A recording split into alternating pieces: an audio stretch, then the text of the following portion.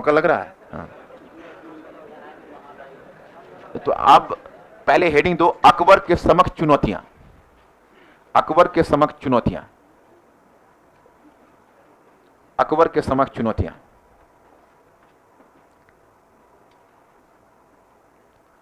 अब डैश देकर लिखिए पॉइंट फर्स्ट।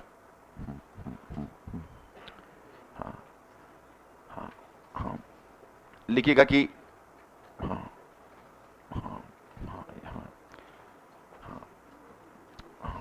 लिखिएगा लिखिएगा कि बाबर और हुमायूं के द्वारा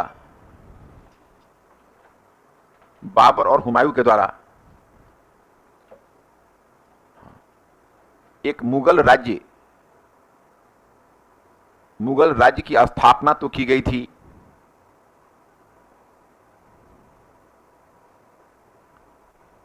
मुगल राज्य की स्थापना तो की गई थी, तथा अकबर ने उसे दोबारा अफगानों से प्राप्त भी किया था। अकबर ने उसे दोबारा अफगानों से प्राप्त भी किया था।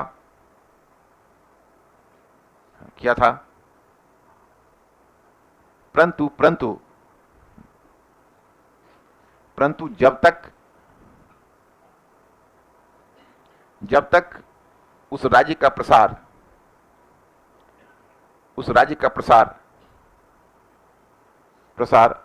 हाँ, हाँ, हाँ, हाँ, अन्य क्षेत्रों में नहीं होता,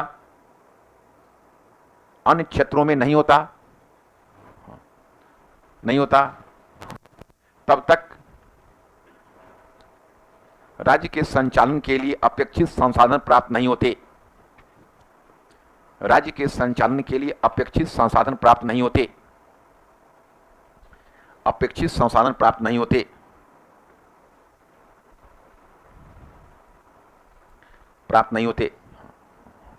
पॉइंट नंबर 2।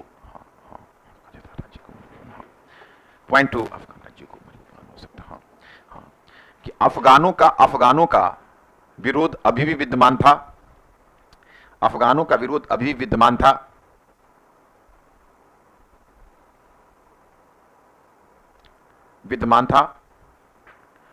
अतः अफगान शक्ति को दबाने के लिए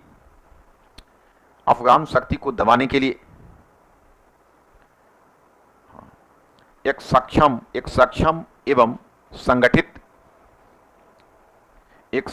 एवं संगठित मुगल अमीर वर्ग की आवश्यकता थी।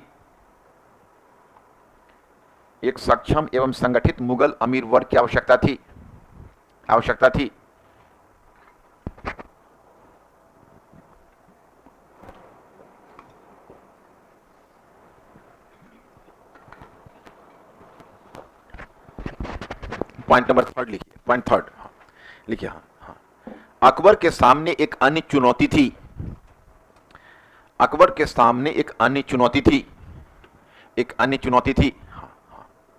मुगल अमीर वर्ग के चगताई,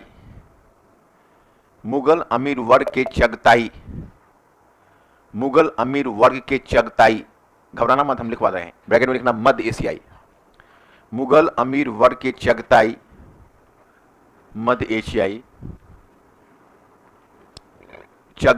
स्वरूप को बदलना।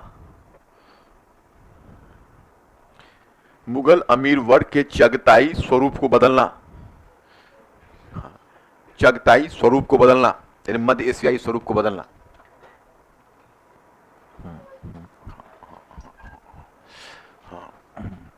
मध्य एशियाई स्वरूप को बदलना। मुगल अमीर वर्ग के मध्य एशियाई स्वरूप को बदलना।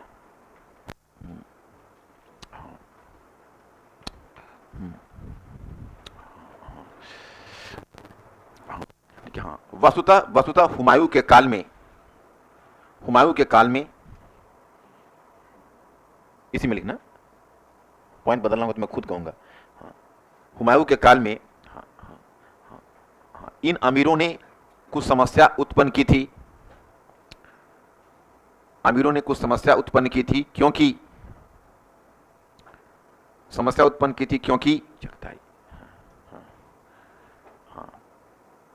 क्योंकि ये अमीर भी अपने पैतृक अधिकारों का उसी प्रकार दावा करते थे। ये अमीर भी अपने पैतृक अधिकारों का उसी की थी, क्योंकि क्योंकि ये अमीर भी अपने पैतृक अधिकारों का उसी प्रकार दावा करते थे। ये अमीर भी अपने पैतृक अधिकारों का उसी प्रकार दावा करते थे, अपने पैतृक अधिकारों का उसी प्रकार दावा करते थे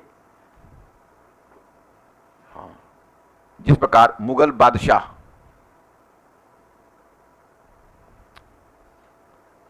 अपने पैतृक अधिकारों का उसी प्रकार दावा करते थे जिस प्रकार मुगल बादशाह। इस बात को समझा कि नहीं? जैसे सबसे बड़ी चुनौती इनके सामने थी कि ये अपने पैतृक अधिकारों का दावा करते थे। अगर मुगल बादशाह अपने पैतृक अधिकारों का दावा करते थे तो ये भी अपने पैतृक अधिकारों का दावा करते थे। जब तक इन अमीरों का संरचना नहीं बदलती तो मुगल बादशाह के गले पर हमेशा लटकती हुई तलवार थी, क्योंकि ये अपने अपने अधिकारों के प्रति इतने सजग होते थे कि जब तब विद्रोह कर देते थे। हुमायूं के सामने उनके संबंधी मिर्जाओं ने ही चुनौती पैदा कर दी थी, और अकबर भी देखा कि भाई इनको कुछ करना पड़ेगा, ये मध्य एशियाई क्षेत्र यहाँ नहीं चलेगा, हिंदुस्तान की जोत के अनुसार हमको इनमें तब्दीली लानी पड़ेगी। ये सब चीजें चुनौतियां समझ जाओगे तो अकबर के आगे सारे सुधार तुम्हें समझ में आ जाए। नेक्स्ट पॉइंट लिखना। लिखिए एशियाई क्षेत्र यहाँ नहीं चलेगा, हिंदुस्तान की जोत के अनुसार हमको इनमें तब्दीली लानी पड़ेगी। ये सब चीजें चुनौतियां समझ जाओगे तो अकबर के आगे सारे सुधार तुम्हें समझ में आ जाए। नेक्स्ट पॉइंट लिखना।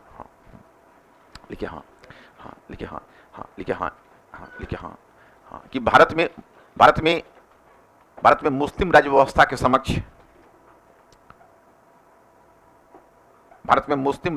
के समक्ष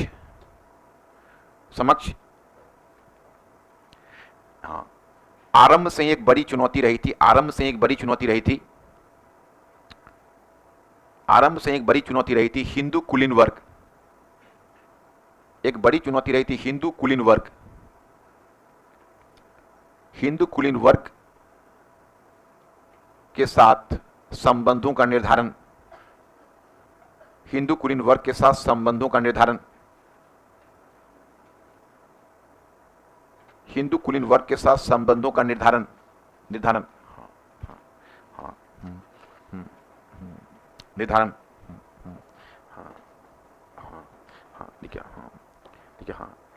परंतु अकबर से पूर्व किसी भी दूसरे शासक ने,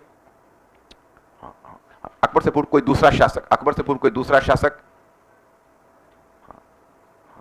इस संबंध में कोई स्पष्ट नीति अपनाने में, किसी भी दूसरे शासक ने,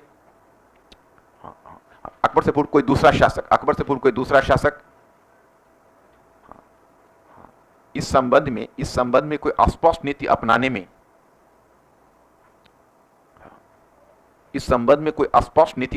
विफल रहा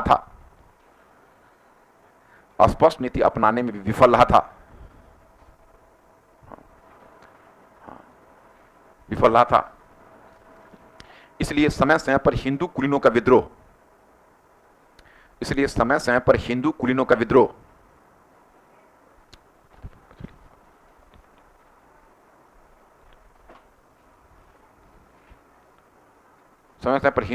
विद्रोह एक प्रबल चुनौती रही थी। हिंदू कुलीनों का विद्रोह एक प्रबल चुनौती रही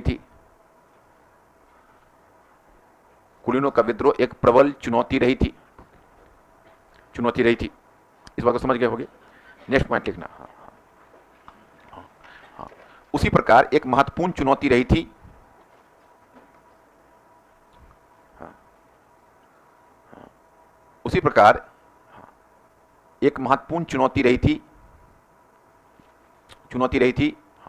अल्पसंख्यक मुस्लिम शासक वर्ग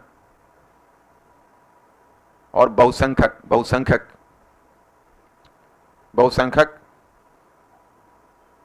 हिंदू प्रजा के साथ संबंधों का निर्धारण।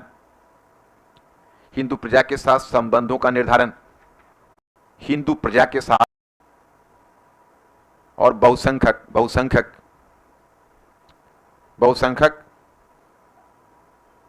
हिंदू प्रजा के साथ हिंदू प्रजा के साथ संबंधों का निर्धारण, हिंदू प्रजा के साथ संबंधों का निर्धारण, संबंधों का निर्धारण, संबंधों का निर्धारण। हाँ हाँ हाँ हाँ हाँ देखिए, हाँ हाँ, मुस्लिम शासन के आरंभ से ही, मुस्लिम शासन के आरंभ से हिंदुस्तान में,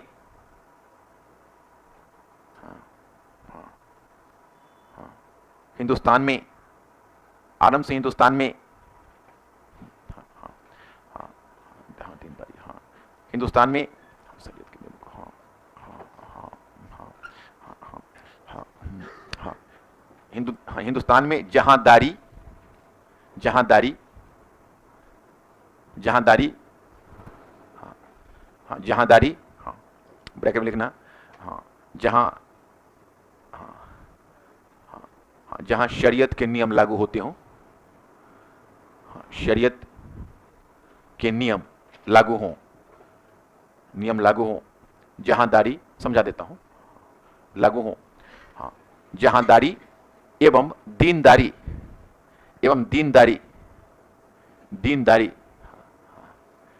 दीनदारी ब्रैकेट में, हाँ जहां व्यावहारिक जरूरतों के अनुसार शासन किया जा रहा हो,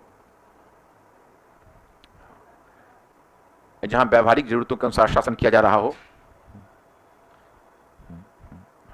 जहांदारी एवं दीनदारी की अवधारणा के बीच, दीनदारी की अवधारणा के बीच टकराहट होती रही थी, दीनदारी की अवधारणा के बीच टकराहट होती रही थी, टकराहट होती रही थी, होती रही थी।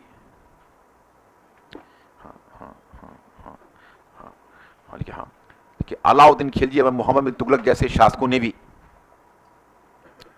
अलाउद्दीन खिलजी एवं मोहम्मद बिन तुगलक जैसे शासकों ने भी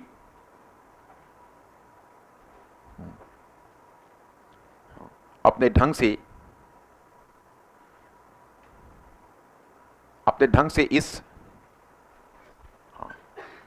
से इस चुनौती का निराकरण, इस चुनौती का निराकरण खोजने का प्रयास किया था, इस चुनौती का निराकरण खोजने का प्रयास किया था, चुनौती का निराकरण खोजने का प्रयास किया था, परंतु निराकरण खोजने का प्रयास किया था, परंतु वे कोई स्पष्ट नीति अपनाने में, वे कोई स्पष्ट नीति अपनाने में विफल रहे थे,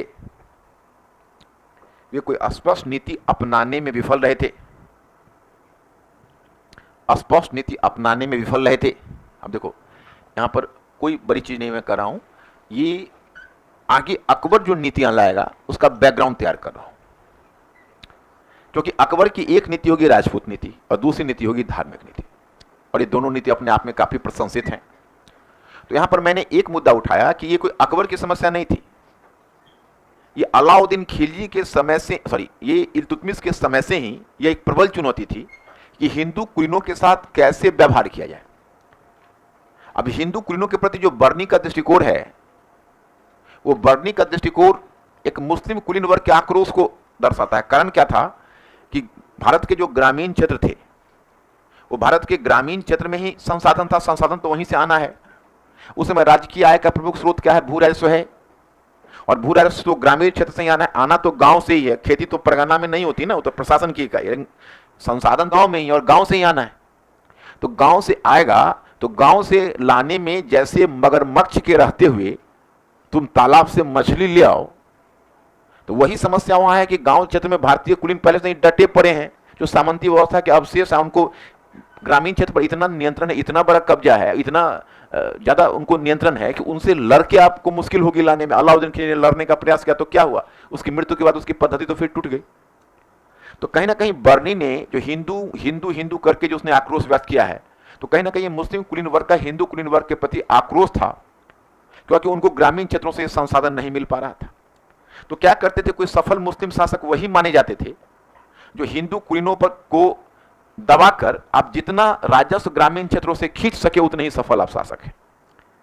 तो कुल मिलाकर कोशिश हुई मुस्लिम राज व्यवस्था की हिंदू कुलीनों के मुख से राजस्व खींचकर और संसाधन खींचकर हिंदू कुलीनों को मुहैया कराना।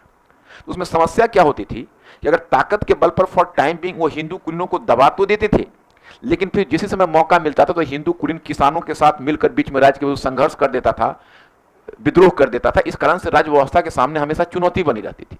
अब अकबर इसका सम्यक समाधान लाएगा, वह हिंदू कुलीन वर्ग को मुस्लिम कुलीन वर्ग के समानांतर वो राजस्व व्यवस्था में उनको वह निस्वार्थ बना देगा, वेस्टेड इंटरेस्ट बना देगा।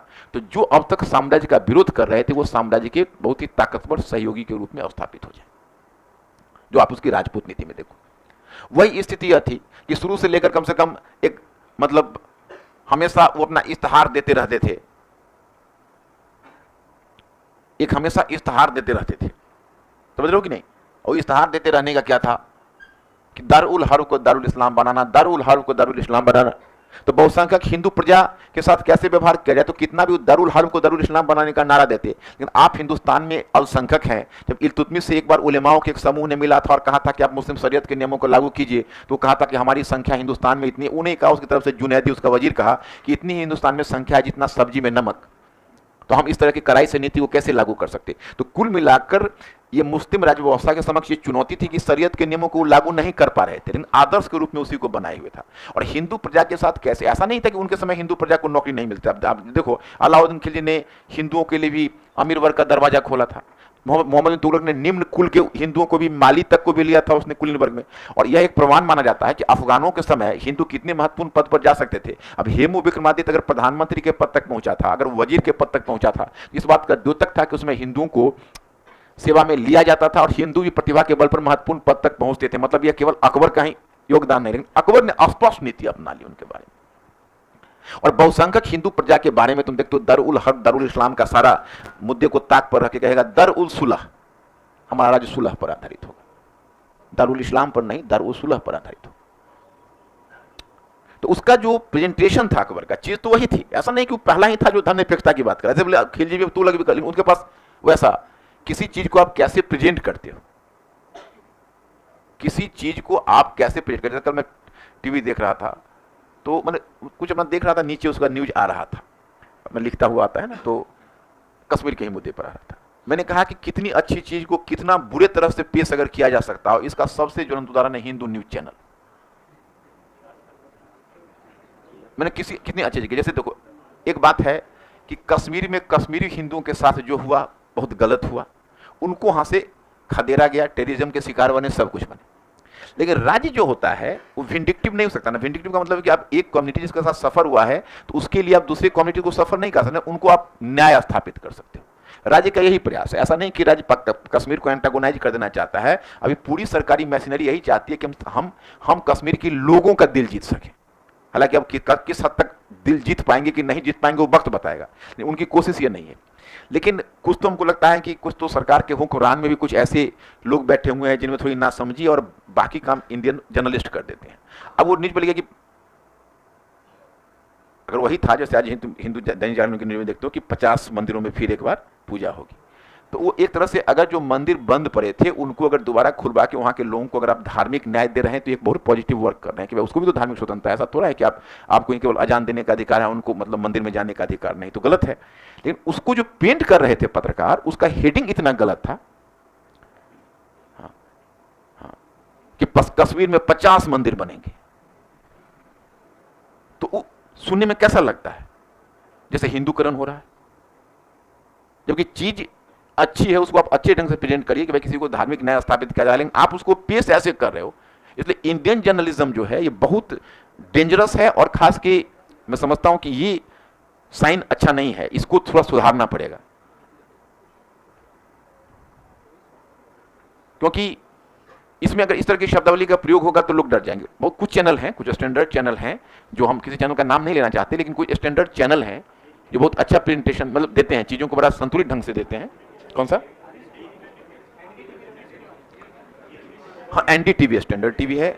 और नहीं, बीबीसी तो अंग्रेजी वाला चैनल में, तो अंग्रेजी में तो हम तो केवल हम देखते हैं जैसे इंडिया टुडे का चैनल देखो, जिसमें होता है बहुत स्टैंडर्ड चैनल है वो। कौन सा? हाँ, राज्यसभा वगैरह बहुत बचे। लेकिन अब इधर क्या है, लोग आरटीपी के लिए टीवी चैनल पर जो होर लगती है ना, हाँ सॉरी, टीआरपी के लिए जो हिंदी चैनल पर में जो होड़ लगती है, वो टीआरपी के कारण ये समस्या आती है। भाई अब चाहते हैं कि एक दूसरे से हम टीआरपी बढ़ा लें, तो अब बढ़ा लें तो उसमें कुछ ऐसा लोमहर्षक न्यूज दे देंगे। अब यूट्यूब में देखते नहीं हो कि मतलब अपने ऑडियंस एंड रीडरशिप को बढ़ाने के लिए, जो ऑडियंस का नंबर्स को बढ़ाने के लिए, अब वहां पर क्या करेंगे, ऐसे देंगे 5 सेकंड के लिए ऑक्सीजन समाप्त हो जाए तो दुनिया को क्या होगा। अब पर सब खुलता है, देखिए दुनिया को क्या होगा, देखोगे 5 लाख व्यू। तो मतलब अब इस कारण से मतलब इस बार देखा ना, मीडिया पर क्या दिया है, डेमोक्रेसी पर निबंध पर भी दिया है ना, मीडिया डेमोक्रेसी का वो चौथा स्तंभ माना जाता है। अगर मीडिया अगर मिसगाइड हो गई तो डेमोक्रेसी मिसगाइड हो जाएगा। मीडिया का बहुत बड़ा रोल है, खासकर कश्मीर वगैरह की जो चुनौती है उसमें भी मीडिया को बहुत कंस्ट्रक्टिव रोल प्ले करना चाहिए, और कुछ भी ऐसा रिप्लीमेंट नहीं होना चाहिए जिससे यह दिख रहा हो कि वहाँ पर कोई तरह का मतलब इस तरह की जो क्योंकि सरकार की नीति वैसी नहीं है जैसे कई बार चित्रित हो जाता है। तो खैर भाई पॉइंट इस कि अकबर का ये चुनौती तो देख रहे हो कि उस समय मध्यकाल में भी उदेगा। अब नीचे ब्रेक दीजिए और हेडिंग दो, लिखिए। हाँ, हेडिंग सबसे पहला मेजर हेडिंग कि अकबर के अधीन साम्राज्य निर्माण। अकबर के अधीन साम्राज्य निर्माण।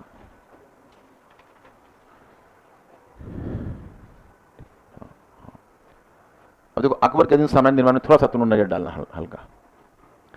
देखो अब ये यहां पर अकबर एक साम्राज्य का निर्माण करेगा, जो ये देख रहे हो काबुल, नहीं कैसे दिखेगा, कहां बैठते तुम? हाँ देखो ना कौन, हाँ हाँ, ये देखो ये आपका काबुल है, ये कंधार है, ये गजनी है।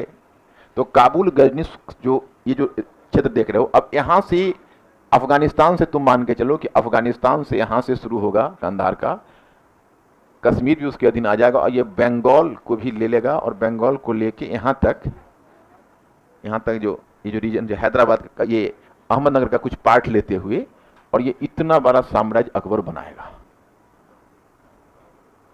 कश्मीर तक भी जाएगा इसमें, बंगाल को लेके। ये देखो ये आपका काबुल, देखो अकबर के अधीन साम्राज्य निर्माण में थोड़ा सा तुम नजर डालना हल्का। देखो अब ये यहां पर अकबर एक साम्राज्य का निर्माण करेगा, जो ये देख रहे हो काबुल, नहीं कैसे दिखेगा, कहां बैठते तुम? हाँ देखो ना कौन, हाँ हाँ, ये देखो ये आपका काबुल है, ये कंधार है, ये गजनी है।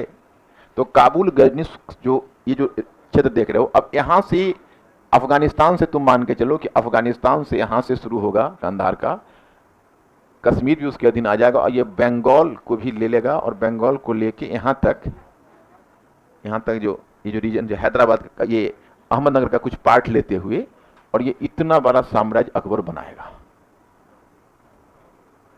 कश्मीर तक भी जाएगा इसमें। अब तुम इतनी लंबी कहानी तुमको मैं नहीं याद रखने के लिए कहूंगा, तुम्हारे ऊपर बहुत हेवी हो जाएगा, और जरूरत भी नहीं है, क्वेश्चन लिखने में जरूरत नहीं पड़ेगी, लेकिन मैं तुमको एक कहानी सुना देता हूं। जब अकबर जब शासक बना तो 1556 से 1560 तक वो बैरम खां के संरक्षण में रहा था।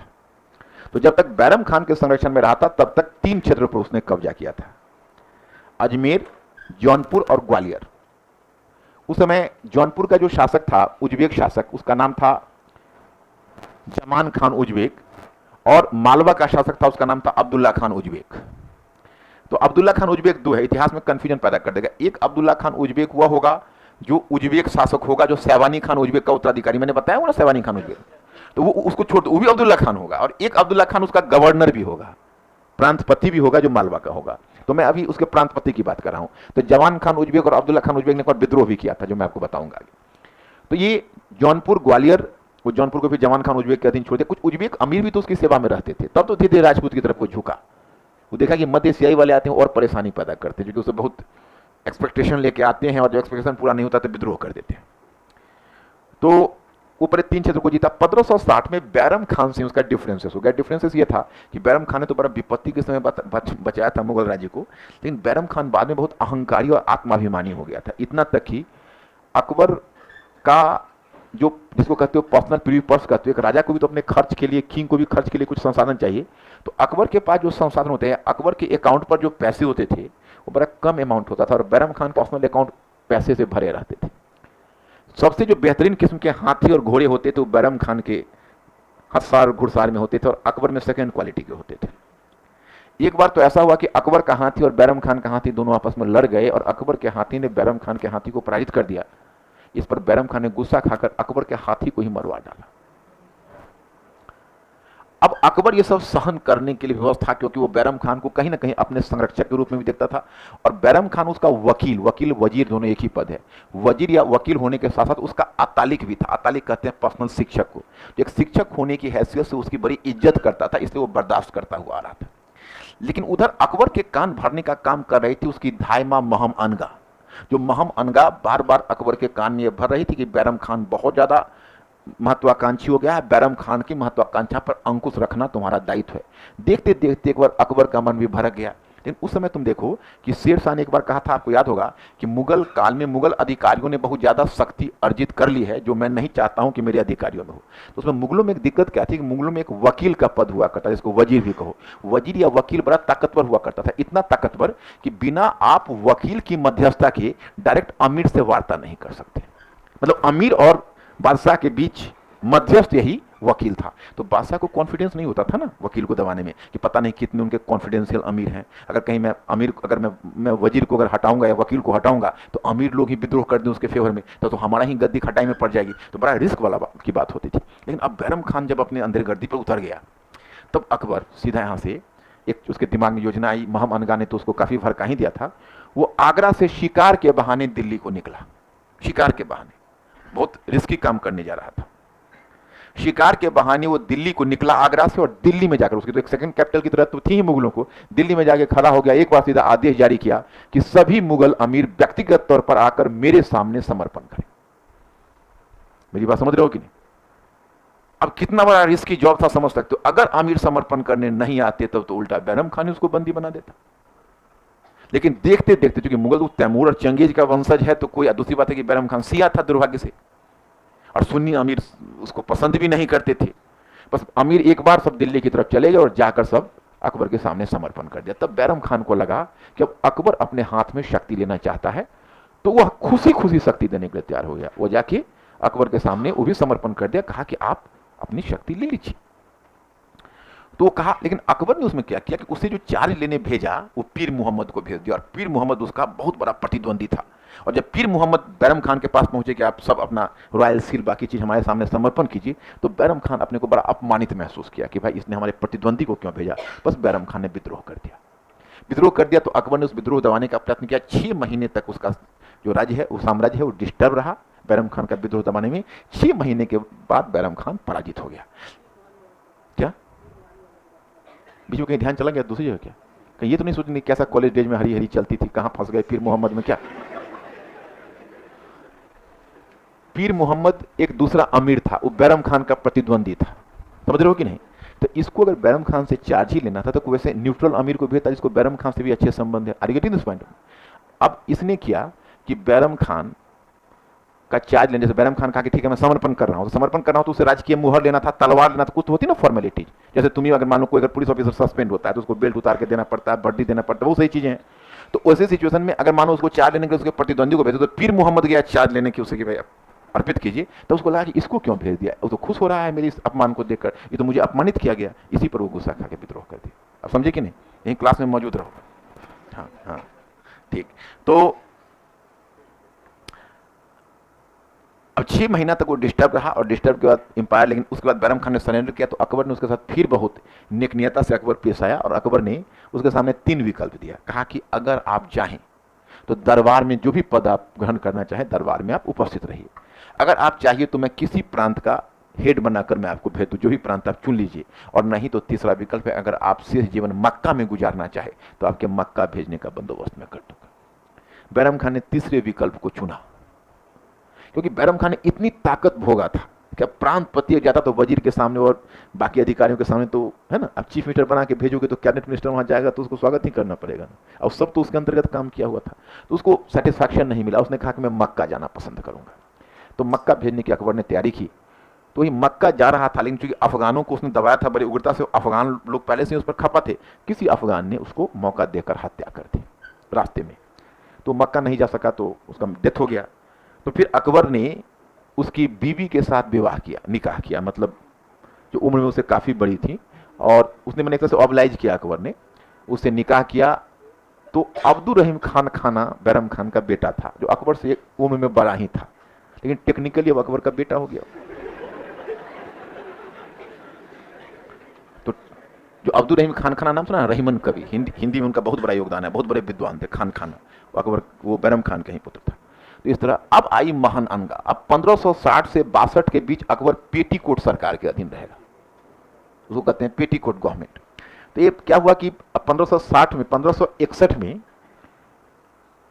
अकबर ने सबसे पहले जब बैरम खान के विद्रोह को दबाया तो मालवा की तरफ देखा। मालवा एक प्रमुख राज्य था, और मालवा में एक अफगान शासक था, उसका नाम था बाज बहादुर, वह शासक था। वह एक बहुत बड़ा गायक था, और उसकी पत्नी जो रूपमती थी वो बहुत बड़ी गायिका थी। दोनों गायक और गायिका बड़े हिंदुस्तान में मशहूर थे। लेकिन अब ऐसे जो कलाकार लोग होते हैं उसको प्रशासन और सैन्य बातों से थोड़ा ध्यान तो हट ही जाता है, उन सबको ये काम लेना ही नहीं चाहिए। लेकिन अब तो शासन कर रहा था, तो अकबर ने उसके भी सेना भेजी। तो सेना भेजी अधम खान के अधीन। अधम खान था वही महम अनगा का पुत्र, और इसका एक तरह से समझो तो वो फॉस्टर ब्रदर था। फॉस्टर ब्रदर कहते हैं दूध भाई को, एक ही माता से दोनों ने दूध पिया हो तो उसको दूध भाई बोलते हैं, तो वही थी। तो थोड़ा उसको इस बात का घमंड भी था। कोई मूवी देखी अकबर का, योद्धा अकबर वगैरह, कितना बड़ा वो उदंड था। वास्तव में उसकी उदंडता सही है, छत से अकबर ने उसको फेंकवाया था, इतिहास भी कहता है। हाँ, तो ये बताए ना थोड़ा सा अकबर की तो अब मरवानी वगैरह वाले में इतिहास वैसा स्पष्ट नहीं कहता है। हाँ नहीं ठीक है, आपने सही देखा है, लेकिन सीरियल नहीं, मूवी ही थी ना योद्धा अकबर, सीरियल भी है। अभी आया था क्या? अच्छा अच्छा अच्छा, okay okay okay okay okay, हाँ हाँ, कोई सीरियल चल रहा था, लेकिन योद्धा अकबर उसका नाम नहीं था। योद्धा अकबर किस पर था? अच्छा अच्छा अच्छा, वो हमने नहीं देखा उसको। तो ठीक है, एक्चुअली अब तुम कहते हो तो देख ही लेंगे। तो मतलब अब ये सब देखो, हिस्टोरिकल जो फैक्ट होता है तो उसमें मूवी होती है या जो टेली फिल्म होता है ना, तो उसमें थोड़ा उसको अपने ढंग से टेम्पर करते हैं। दूसरी बात है कि पॉलिटिकल हिस्ट्री में ये भी पता करना तुम्हारे लिए मुश्किल है। पॉलिटिकल हिस्ट्री में थोड़ा सा बुक में भी फर्क होता है, हो सकता है, लेकिन महामनगा को ऐसा कोई हाथ नहीं, कोई मेन स्ट्रीम हिस्टोरियन तो ऐसा नहीं लिखता है। खैर ये बहुत बड़ा मुद्दा नहीं है, को कहानी आगे बढ़ने दो। तो फिर क्या है कि वो जाके मालवा में जो अधम खान को भेजा, अधम खान बाज बहादुर को पराजित किया, बाज बहादुर भाग गया वहां से, और उसके बाद रूपमती को जबरन वो अपने हरम में लाना चाहा अधम खान, तो रूपमती ने सुसाइड कर लिया। तो इस पर अब मालवा में विद्रोह हो गया। जब मालवा में विद्रोह हुआ तो अकबर को काफी धक्का लगा। अकबर ने तुरंत अधम खान को बुलवाया, थोड़ा तो नेक दिल तो शुरू से भी था, तो अधम खान को भिजवाया। दूसरे को यहाँ से उसी में उसने भेजा था उस मालवा का विद्रोह दबाने के लिए अब्दुल्ला खान उज्बेक को, और बाद में वो अब्दुल्ला खान उज्बेक को उसका गवर्नर बनाया था। तो अधम खान वहां से आ गया, उसकी उदंडता और बढ़ने लगी। वो जाके डिप्टी वजीर की, एक तो पैसे का घोटाला किया था, और दूसरा जाके डिप्टी वजीर की हत्या कर दी। और उससे भी उसने उदंडता की। अकबर अपने सैन्य कक्ष में था तो तलवार लेकर हरम में घुस गया अकबर को खोजते हुए, और उसमें जो बीच में जो गार्ड रोका उसको मार डाला उसने। तलवार तो पहले से ही वो हत्या करके आया ही था डिप्टी वजीर को, तो तलवार से खून ही टपक रहे थे। तो अकबर जब सैन्य कक्ष से निकला, एक बार उसको देखा, तब तक उसके अंगरक्षक ने उसको दबोचा, वहां था सिक्योरिटी बहुत तगड़ा था। तो अकबर ने उसको कहा कि इसको छत के मुंडेर से फेंको, यही इसका दंड है। तो छत के मुंडेर से भी उल्टा करके सर के बल, तो उसमें एक बार में नहीं बढ़ा तो सेकंड टाइम भी उसको फेंकवा दिया। तो इस बात से महम अनगा को गहरा सदमा लगा। हालांकि महम अनगा ने अकबर को ब्लेम नहीं किया। तो एक साल के बाद 1561 में वो मरा बेटा, 62 में महम अनगा का भी डेथ हो गया, तो वो कांटा भी साफ हो गया। लेकिन 1562 में अकबर के कक्ष में बहुत सारे विद्रोह हुए।